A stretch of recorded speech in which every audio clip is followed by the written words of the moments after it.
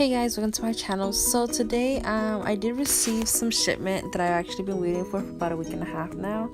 I did order the Mia Secret, the clear acrylic. That's the 4 ounce right there. I also did receive the Intense Seal, which so far the Intense Seal no wipes. So far I actually did a set of nails with it and I love it.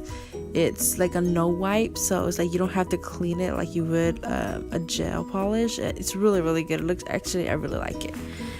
I also did order the Jd700, the nail bit, well, the drill, and it comes in that pink box. I don't know, it's pretty simple and straight to the point. But besides that, I actually like the way it was packaged. Everything was sold away and nothing came broken, which I'm really excited about. You know, that was a good thing. You know, I was really worried about, you know, receiving something broken. I wouldn't know how to, you know, deal with that, obviously. But like I said, it is a purple Jd700. I know there was another option for a pink one, I believe, but that was like a different setup.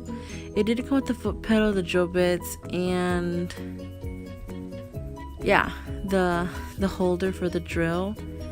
It didn't come with any, you know, unneeded things in the box, which is pretty good.